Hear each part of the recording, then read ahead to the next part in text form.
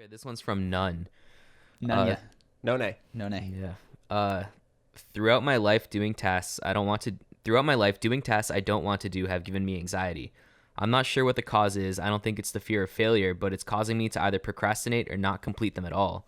It used to happen to me back in college. I'm a graduate now, where I would have anxiety about continuing to work on my research paper or study for an exam, for example. I regret my academic performance in college so much because of that, and I still can't find a way to force myself to do things I don't enjoy. And it makes me feel less of myself because the end goal of the stuff that I don't enjoy has quite a benefit for my future. And I never felt like I accomplished something successful in that respect, unlike the hobbies that I enjoy doing. Any advice on combating this particular anxiety? I know you have thoughts on this. Well, I was just gonna. We have a video that I think has 6 or 7 steps. I shot it a long time ago, so it's got not our normal background, but it's. I think the word willpower is in the title, potentially motivation. So if you Google charisma on command and willpower, charisma on command and motivation, it talks about this. But I think that there's. I want to start by saying, because you're gonna hear me give contradictory evidence sometimes, where I'm like, forget doing hard things, do what you're called towards. But I think there's a phase in everybody's life where they do need to develop discipline, and it sounds like. Is it called How to Stay Motivated and Master Your Willpower? I believe so. Or is it called How to Stop Procrastination? It's me in Columbia, right? Well, there's 2. Yeah, you in Columbia. Yeah, that's it. How to Stay Motivated and Master Your Willpower. Yeah. So the simplest thing that I mean, there's a handful. Procrastination also has some good tips, but I'll we also throw did an animated video called How to Stay Motivated in Tough Times. Yeah, I'll give you the small ones. First is start small. So whatever it is that you're doing, oftentimes what stops you from getting into it is the belief that you have to write the whole paper, that you have to do the whole thing.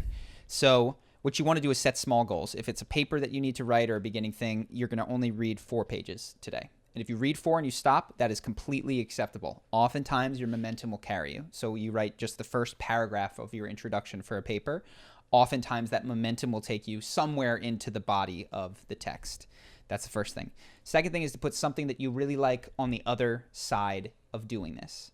So only once you've done your run, or not even your run, what people often say is you got to put your shoes on and take like 3 steps outside if you want to start a running habit. Only after you've done that can you play video games or eat the cookie or do whatever it is that makes you happy. And then the last thing, so now we've got something small, something positive motivating you, but now we need a stick. And the stick oftentimes is you setting up with your friends. We've talked about stakes. Sometimes Ben gets random Venmos from me because I've gone to websites. It's amazing. It's the best. That I shouldn't go to, if I'm on Reddit or something like that. And sometimes I allow myself. That's neither here nor there. The point is you tell a friend, hey, if I don't do X thing by X day, I'm going to send you some amount of money that hurts, but I can absolutely afford. And so for me, when I go to a website, because it's such a thoughtless thing, I send Ben $5, and I might do it several times, and I don't want to just be like paying an insane amount of money, but it's enough that I don't want to do it. And if it's ever not enough, I can up it to 10 or 15. So pick what your amount is, pick your time frame, and now you've got a small thing to do, a carrot, and a stick, and that's going to help carry you through a lot of the stuff. Yeah. And the one thing I do want to clarify, because I think people often hear start with something small, like say, okay, I have to put on my shoes and walk outside. And what they think is, but not really, that's not really a victory. And you have to accept that it is, because otherwise now you'll just view that as a monumentous task. Yeah. So James Clear is a guy that I think covers this really well. He covers habit building, and he'll say, if you want to build a habit of flossing, floss 1 tooth. And literally, if you get the floss out, you floss 1 tooth, and you decide you're done, you don't want to do it, that's still a victory. Yeah. You still don't have to pay your friend, and you still let yourself feel good. But oftentimes, once you're going, you just go, I might as well.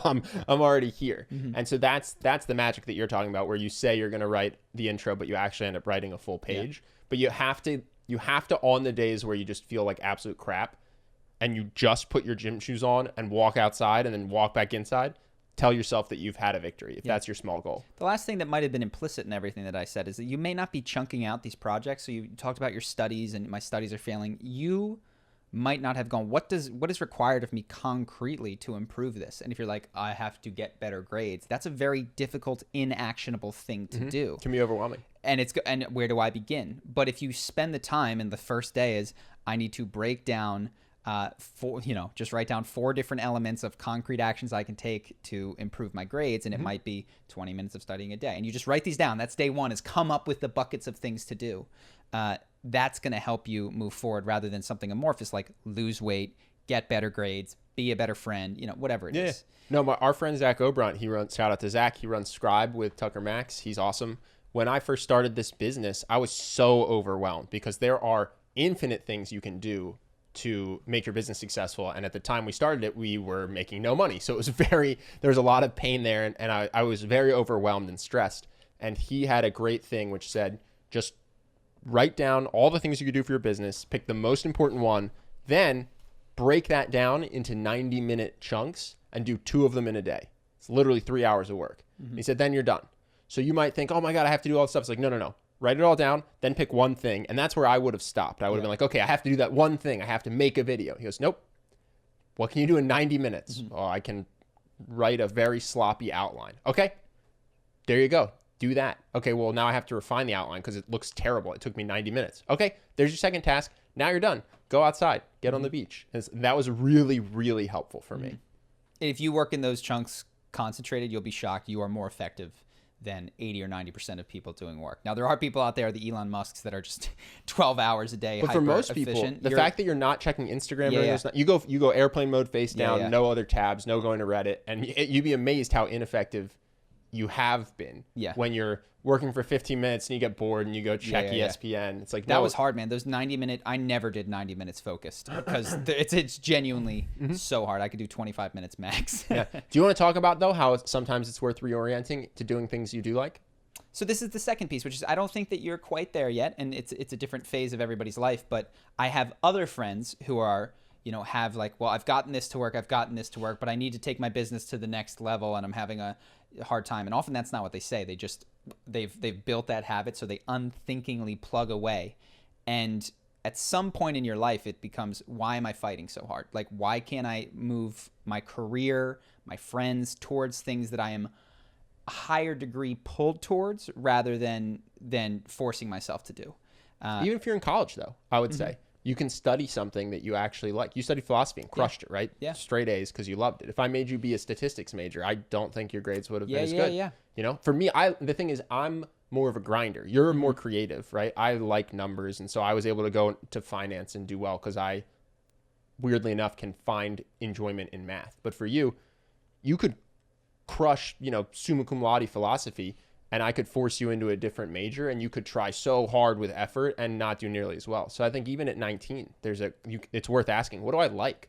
What do I like reading? What do I like studying? What do I like writing papers about? Even if writing a paper is never fun, what will engage me intellectually? You know what I'm saying? Yeah. I think that even at 19, that's a question worth asking. 100%. And then if the answer is, I don't like anything, or I like finger painting, but I need a job, it's like, okay, maybe you can minor in finger painting and major in something else. But it's a question that is definitely worth asking, because I think if you are creative, you can find something you like that will set you up for a job after college. Yep.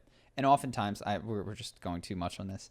Oftentimes, the thing that you love and the way to make it a career, it's not going to be 100% I love every aspect of this, but it's enough. So like, I've never enjoyed writing. For instance, we have these pages that talk about what Charisma University is. Nobody wants to write a sales page, right? Nobody wants to write an email follow-up series. And sometimes when you're shooting these videos, it's like, I only had 2 points that I want to make, but I need 4 that are good. And like, that's the last 2 can be difficult to get to. But so I don't mean to say every moment is going to be pleasurable, and that's where that discipline comes in. But you can find higher degrees of like, no, this at least the research is fascinating to me, if not the presentation or whatever. Have you seen that graffiti? So someone graffitis on a wall and they say, if you find something you love, you'll never work a day in your life. And someone crosses out and says, if you find something you love, you'll slowly burn out about it as you grind it every single day and start to hate what you love. Like, it's fair enough. These are both true. Yeah. That's why we have the podcast, right?